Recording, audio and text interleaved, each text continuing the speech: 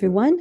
Welcome to Empowering Exceptional Minds, the podcast diving into neurodiversity through real conversations with parents, individuals, and professionals on challenges, strengths, and unique experiences.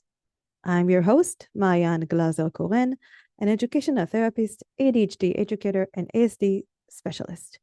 At Educational Therapy LLC, my private practice, we support kids and adults with executive function and learning differences toward confidence and independence. This podcast is a collaboration with Wiz Therapy, connecting individuals to providers and streamlining services for neurodiverse communities. Our goal is to share strategies, stories, and insights to empower families, educators, and professionals. Before we begin, a quick disclaimer. The views and opinions expressed by our guests are their own and do not necessarily reflect those of this podcast or Wiz Therapy. The conversations here are for information and empowerment, not a substitute for professional or medical advice. And most importantly, if you are experiencing a mental health emergency, please dial 911 immediately, or you can text 741-741 to reach the crisis text line in the US for support. Welcome to Empowering Exceptional Minds. Today, I am super excited to have Emily Kircher. She is a licensed counselor, author, speaker, and the host of the Neurodiversity podcast. As a twice exceptional adult with giftedness and ADHD, Emily draws from her own experiences to support neurodivergent and gifted kids through her private practice, books like Raising Twice Exceptional Children, Teaching Twice Exceptional Learners, and her latest Neurodiversity-Affirming Schools.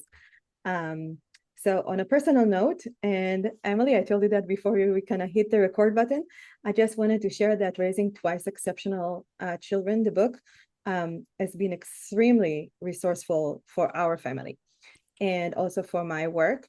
And it gave us a clear roadmap to embrace our child's giftedness alongside neurodivergence, focusing on his strength and his social emotional needs. And definitely the big part was the self-advocacy and how we collaborated with the school.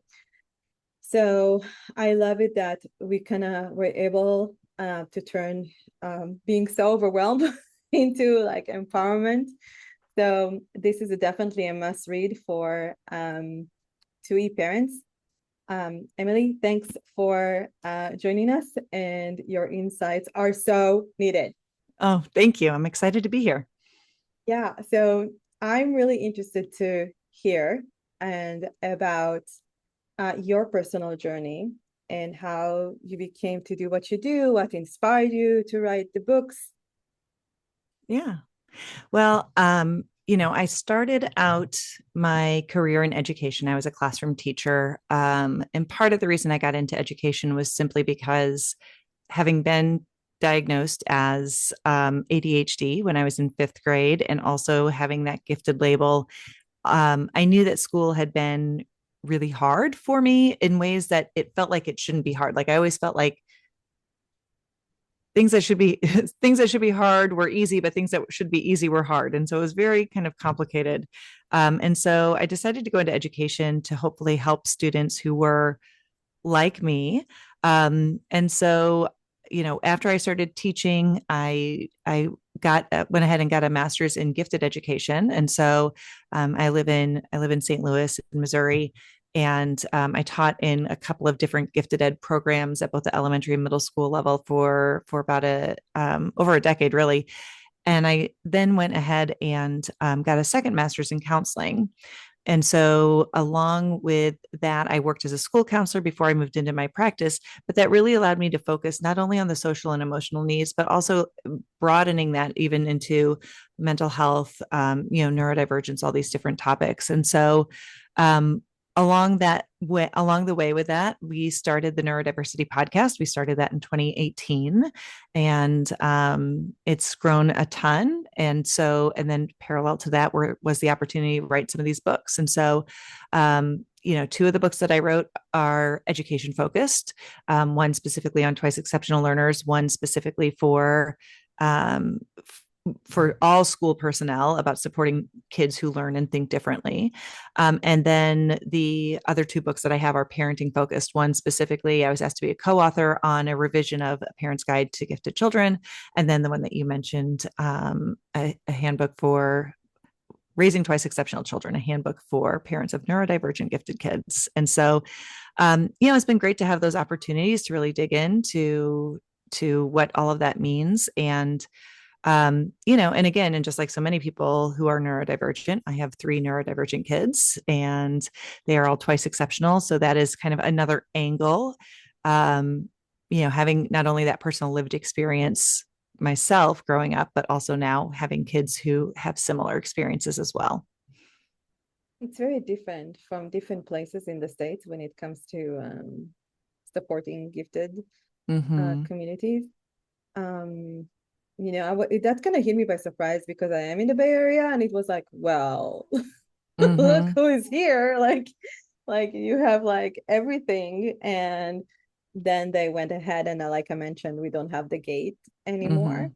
So that was something that was very challenging. But also I'm thinking, I work with a lot of 2E kiddos as well, and teens and adults, and see that the struggle of not being understood or thinking, oh, you should be able to do that. You are so smart, right? But then they have the challenge of why it is so easy to others and I'm so smart and I can do it. Right. Yeah.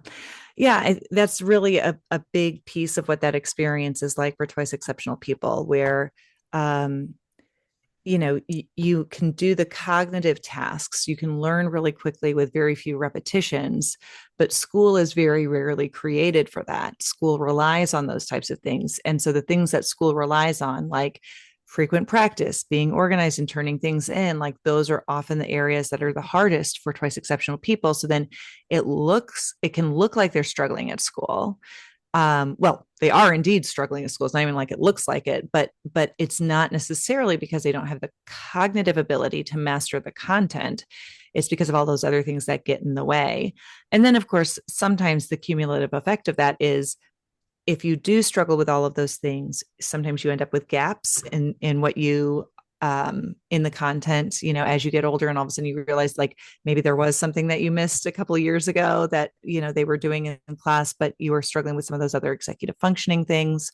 But that's a real barrier for a lot of twice exceptional kids, is that sometimes playing the game of school is not the same as being able to learn the content of school. And so it can be difficult to manage all of that.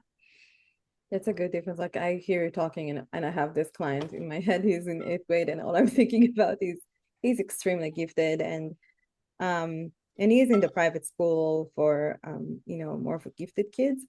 And one of the things that he really does not enjoy doing is to show how he got to his math results on paper. He's also severely dysgraphic, so I completely understand why this is annoying for him. And he will be here and completely vent about that part. And I really don't know what to tell him sometimes. It's just like, I'm so sorry. This is sometimes the redundancy of doing things. Yeah. Well, and that's a place where sometimes an accommodation can be useful if the school is open to that, where if this student can show that they're able to master this content and show their work on several of the problems, do they have to do it for all of the problems? But that is difficult. There are a lot of folks who are not really open to making those types of accommodations. And so then there's kids like who you're talking about who kind of get stuck. Yeah, it's exactly what it is. And then there is, I don't want to do the work, and I get it. Right. Yeah. So it's really because then it's like, because the amount of effort and energy that it takes, especially with the dysgraphia, to get that work down. I mean, it is the physical stress of doing that, and the amount of of self-regulation and focus. And um, it feels a lot harder than I think people even realize, to try to push through some of that. And, oftentimes, I mean, math is a tricky one, but there are often a lot of different tools and strategies that are available if schools and teachers are open to allowing those to be in place, that actually allow somebody to show what they can do, what they're able to accomplish without having those other barriers in the way. So if, for example, it's like, speech to text software, or, just being able to, listen to an audiobook instead of reading it, like eye reading versus ear reading, those types of things, they're available and they're out there. But sometimes I think teachers feel like it's not fair to other students, or it's like they feel like it's going to get too complicated as far as offering those accommodations, because if I offer it to this student, then what about all the other students? It's kind of like, well, let the other students have it. Like, there's nothing wrong with letting the other kids have it as well. But then, of course, there's the other piece of it too, where, like, if you're that student who struggles so much with the writing and you're really trying to get it done, like, then the content, you can master the content, you can explain what you're doing, but you have a hard time showing it. But then you also have the emotional dysregulation that comes along with that, the anxiety and the stress and the overwhelm. And then that's just another layer that is hard to overcome. Yeah, you actually kind of described most of my caseload. Especially with writing anxiety, because this is like what I do. I kind of help with the executive functioning when it comes to writing, and it's something that I say a lot in the podcast, that nowadays there's a tendency to talk about executive functioning as a buzzword, words, and not really understand how it's really impacting everything that we do, and that it's not just the academic piece, but also when you're looking on somebody who's dysgraphic and you add that to the pot, then you have now sometimes writing anxiety that also comes from the physical aspect, and with the organization piece, if this client is also ADHD. So I completely trying to this is one of the questions I always ask when I do my intakes: how is writing? Because I really want to know if writing is affected, because this is where we're talking about organizing, and it often for is. writing. Yeah. It's really that it's not.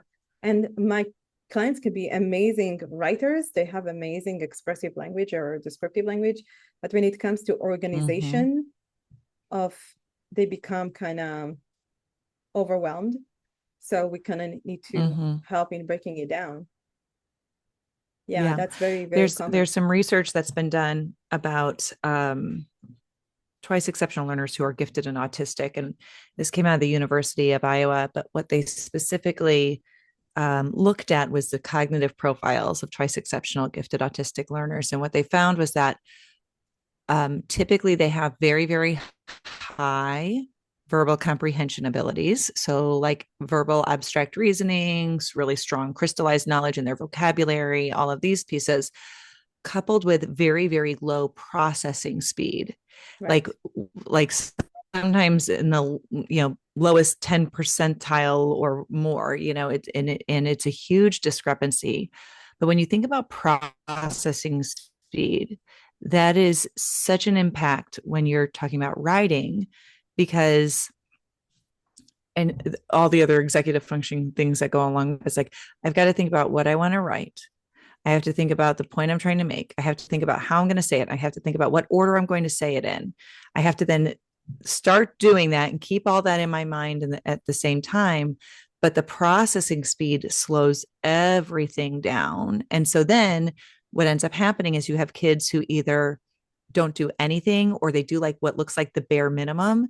But for them, they probably actually put more effort into that than what you realize, because it's the discrepancy between how they speak that you can hear them. And you're like, well, I can hear that you can say all of these other things. You can describe them so well. But when you're writing 2 sentences and saying it's done, instead of writing a 5-paragraph essay. I don't know, whatever it is.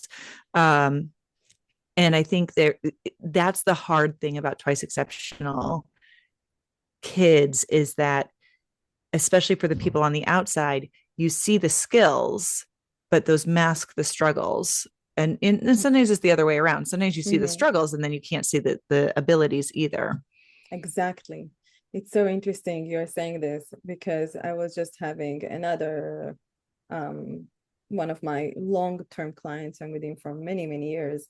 And we were trying to get through, I would say, middle school essays.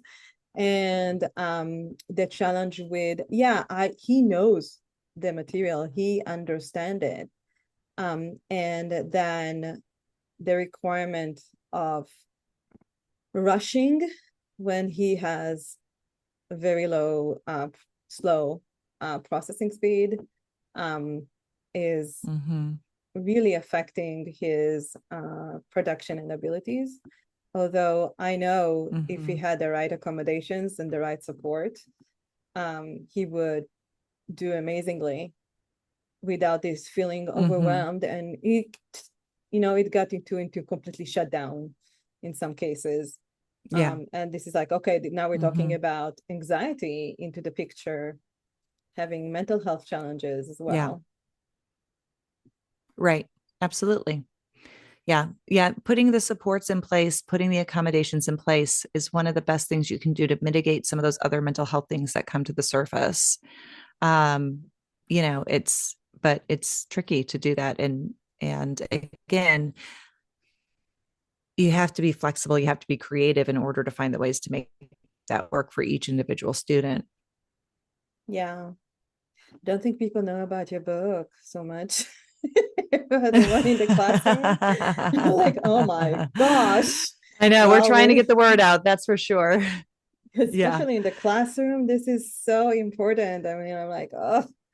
And teachers are burned out. I mean, you've been there too. I mean, this is a very difficult profession, and you have other things on your plate. The curriculum, you need to make sure everybody's getting there, and it's hard. Yeah, absolutely. And I think if you don't know where you're going, or you don't know how to, I think one of the other hard pieces is, for twice exceptional students, they're not always great at self-advocating. And there's a couple of different reasons that occurs. One is because often when they're young, they don't struggle. They get really used to things coming easily to them. So they're not used to having to ask for help or ask for clarification. But then the other part of it is they receive these messages from society, their teachers, their parents, whatever, about the things that they should be able to do. And then there's a kind of this feeling of shame that's associated with the things I'm struggling with. But when you struggle to self-advocate, that kind of goes along with also the difficulty of struggling to, like, you have to be able to know what your needs are. You have to know what you're struggling with in order to effectively self-advocate. And, I think that sometimes as educators, we're not always asking the right questions. We're not always investigating with students quite enough to figure out what's going on in order to really build that awareness and help them be successful. Yeah, I agree with you. So I want us to kind of talk a little bit about your book that goes into affirming schools, Neurodiversity-Affirming Schools. What key takeaway do you want educators and parents that listen to our podcast right now kind of to share it with them? Well, I guess the big picture thing for the Neurodiversity-Affirming Schools book is recognizing that practices that are good for neurodivergent students are good for all students. Yep. And when we are neurodiversity affirming, that doesn't mean necessarily just affirming the people who have a diagnosis, because there are lots of people out there who have a lot of traits who maybe for whatever reason, can't get a diagnosis. Maybe it's an insurance issue, a finance issue. Maybe there's an access issue just as far as like where they live locally, geographically. Maybe it is, maybe there's just some stigma that's holding back those tools. And also, everybody has strengths and struggles. And so when we talk about being neurodiversity affirming, we're talking about affirming the diverse needs, the learner variability of all. And so that's really what we want to think about. The other piece of it that I think is one of the key takeaways is about how important it is to start with the student's strengths, to focus on the areas where they're really effective with things. So, so often when you have a kiddo, like let's say for executive functioning, like let's say they really struggle with organization. If you're trying to support that student to build organizational skills and you're trying to help them do that for their math class, which they hate, what motivation do they have to improve that? But if you help them build their organizational skills about like soccer, they play soccer and they love soccer. And so they need to be more organized about soccer, and even putting things on the calendar for their, like starting with the strengths. When you start with something where they already feel confident and build on that, you're going to make so much more progress when you leverage that. And I think that's a big shift about the neurodiversity affirming schools too, is really trying to take a strengths-based approach, understanding that there are solutions to a lot of things if we look for them, and involving kids in that process. You mentioned a big word right now with the word motivation. I was like, oh, I'm going to get you on this one with motivation, because that's a tricky one. I mean, we use this word so frequent. Like, you can get like intakes from parents. Oh, my son is ABCD. My daughter, they like lazy. They are not motivated. They can play video games all day long. I feel like I'm repeating myself, and I'm sure you heard it so many times. And it's always come to the point of, is it about wanting to do the work? Because honestly, I don't really believe that kids are not motivated. I think that's a missing skill that is happening. And it's like you said, we need to find a way around and do like the strength-based piece, like you said, when you do with soccer. So that's a tricky in an academic setting. What's your 2 cents about that? Yeah, it is. Well, I think what this kind of brings me back to is this point where, first of all, well, several points. The first is that so many areas of difficulty that come along with neurodivergence that many twice exceptional students experience are viewed societally as character flaws or moral failings. Right. And those are not problems that we try to solve. Those are things that we blame people for. Like, if you cared, you would try harder. When we shift away from that and we look for actually, like, what is the underlying problem that's going on here, that helps us to find a solution. Like, what do we scaffold here? How do we build this particular skill? I agree with you that I don't think that there's any student out there who is unmotivated. They're just not always motivated to do what we would like them to do. Exactly.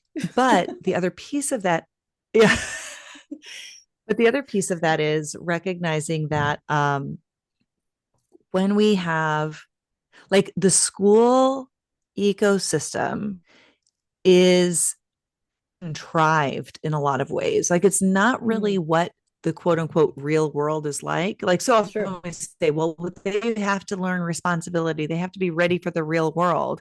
I'm like, you know what? In the real world, if I don't like my boss, I can quit that job. If I have a teacher I don't like, I'm stuck, right? I'm not going to take a class. Like, I'm not going to go get a job for something that I absolutely hate. I'm going to find a job that I like, that I'm interested in doing some part of it in some way. But at school, like, you have to take all of the classes. You have to finish all of the curriculum, regardless of whether it's your strength or not. And so we talk about motivation, but then we put kids in situations that are not very motivating. Sure. And then we wonder why they're not intrinsically motivated. And it's like they're only motivated if there's a punishment or whatever. I mean, it gets complicated. And and then you get into it, especially when we're talking about neurodivergence, where that motivation looks different. So based on how our brains, process dopamine and serotonin and all of these other chemicals that are related, task initiation, like getting things done, like those are things that are impacted by those other labels, by ADHD, by autism, by, whatever.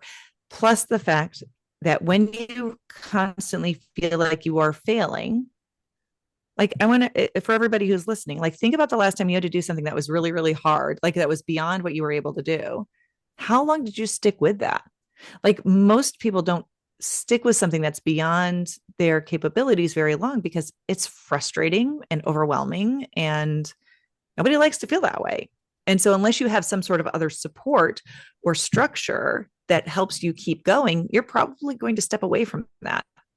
And I don't know why we expect kids to necessarily be any different than that, but we do. We're like, well, this is your job. You have to do your job. Everyone has parts of their job that they don't like, which is true, but it's still different.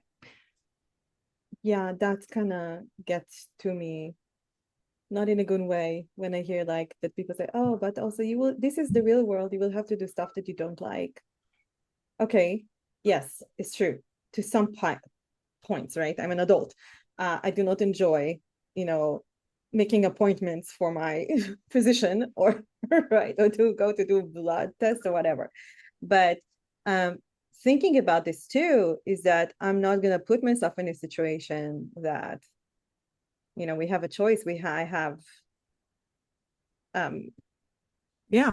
it's about choice also. So I talk a lot about self-determination in my podcast and about let kids decide and let them drive the car, not drive physically the car because they're underage, but don't let them drive. I don't want my son to drive a car yet. Yes. That would be dangerous. I saw him playing a video game. So no, thank you. But let them be in a place that they can choose of how to approach a task and find a way to interest it and gamify it. And I always give him the example of how many times, it's like, for me, folding laundry is my nemesis. And I'm actually, mine is the putting away of the laundry. I don't mind folding it so much. Now my kids are old enough, they're putting it away, but it was like doing laundry for 4 people and putting it away, and then the dog comes and jumps and making everything a mess.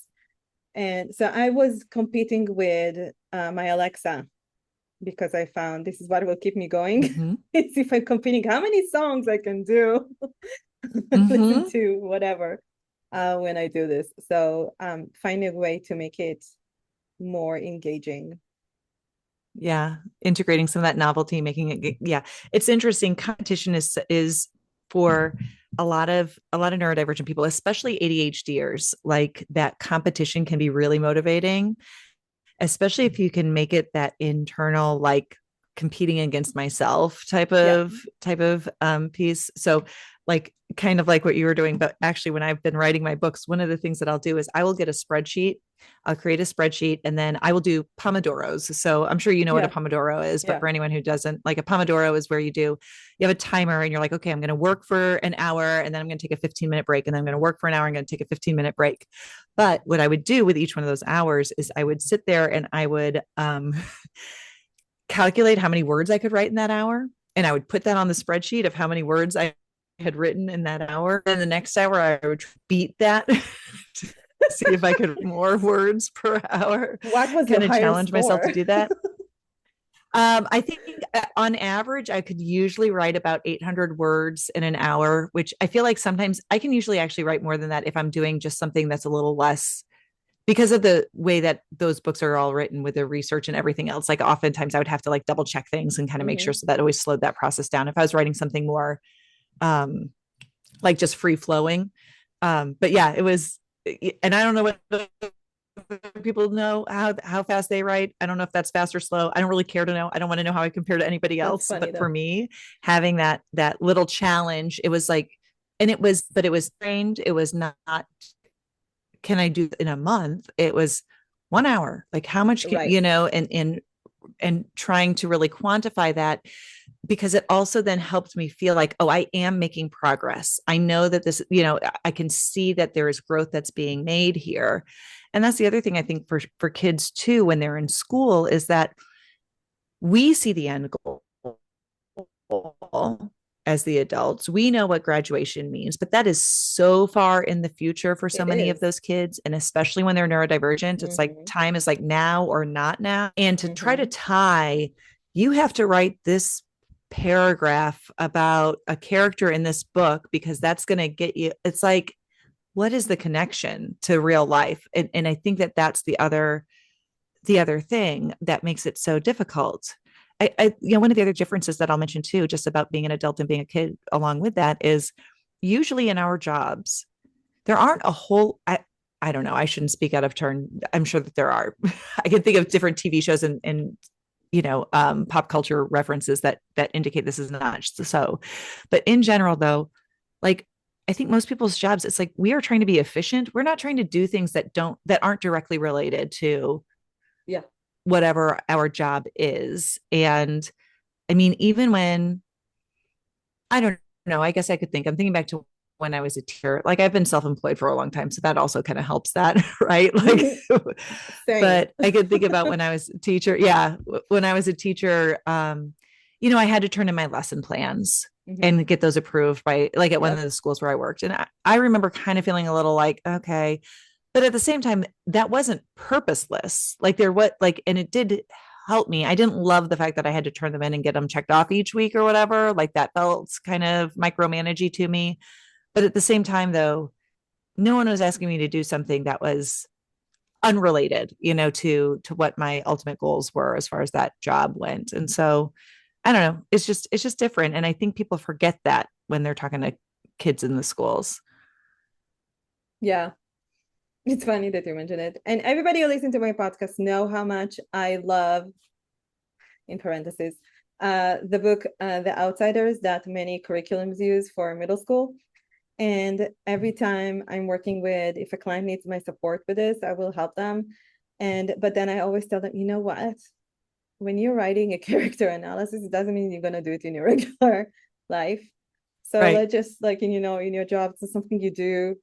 Unless you are a professor at the university or even just, using, like you mentioned, research and stuff. So even if you're using any type of like MLA or APA kind of work, it really depends what you're going to do, but you're not going to do MLA citation in your job most of the time.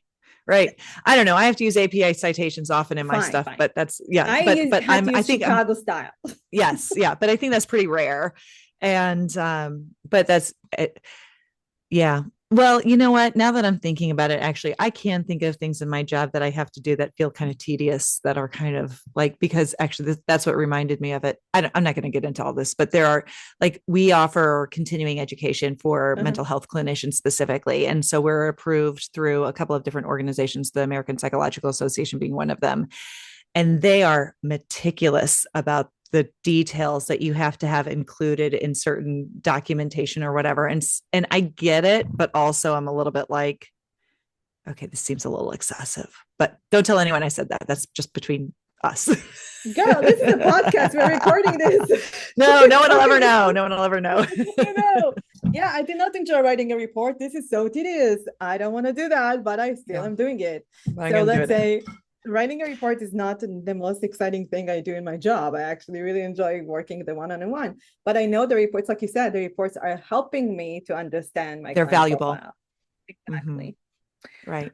We are kind of running really quickly here on time. I'm kind of bummed. And I just met you today and I'm like, oh my gosh, I want to keep talking. So for busy educators and parents, what's one of neuro-affirming strategy to try this week? What would you recommend them? Just like maybe 2 or 3 that you are like different age groups. Yeah. I think the thing that often is missing, and I'm going to tie this in with the twice exceptional piece, is that we make assumptions about what kids know or understand. And so we say things, we give instructions or we give requests, and we ask them to do something, and then they don't, or they're doing something different, and like there's a gap there. Because twice exceptional kids often have that really high verbal ability that we were talking about, they don't always, like, we don't pick up on the fact that there's a knowledge gap there. So the advice that I would give is, if you see a kiddo who's struggling with something, or they're not doing something, or they're like, there's, try to drill down, be really explicit with your instructions, and see if you can figure out what that missing gap is. Because so often in my clinical practice, I have families come in and it's like, parents like, well, I told them this thing a million different times and they just won't do it. And then when I sit down with the kid and I'm like, well, what about this? And it's like, I try to like work backwards to figure out what the missing piece is. And often I can figure it out with them and then go, okay. And it's like, once they know that, or once they understand that part of it, it's like, oh, okay, that makes more sense now. But sometimes we're just not clear enough about what's going on. And then we get frustrated with them when they don't understand what we're trying to ask them. And so that would be my thought, is try to break it down, be really explicit with what you're asking if there's a gap there. It's a very good point. And this is actually good for anyone. Totally. Yeah, it's the same thing that you said. So we're gonna finish up with one more thing. What question should we ask of systems and ourselves, right? To better support exceptional minds like our kids and ourselves. Mm-hmm. Well, especially about asking ourselves, if we have a reaction to something that a child is or isn't doing, we need to really look inward first and ask what that's saying about, like, where is that coming from? As a parent, I know I have a reaction sometimes to my kids because I have a fear, honestly, sometimes that I'm failing them as a parent, right? And so then if I feel like I'm trying to support them and they're not hearing what I'm saying, and I get emotional about it, I have to realize, like, okay, that's a me thing, right? Or if you're a teacher and you're in a classroom and you have a student who says something that just kind of gets under your skin, and we're human, that's okay.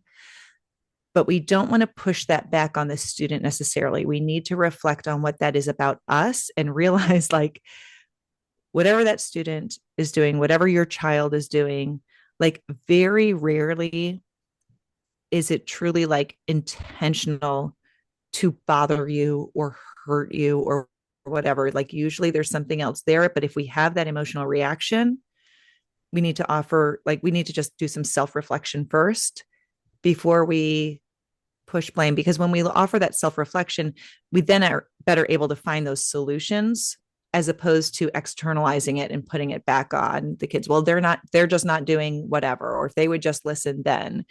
And so that's a big piece that I think sometimes we don't talk about enough, especially in education, but also as parents, about how much that, it's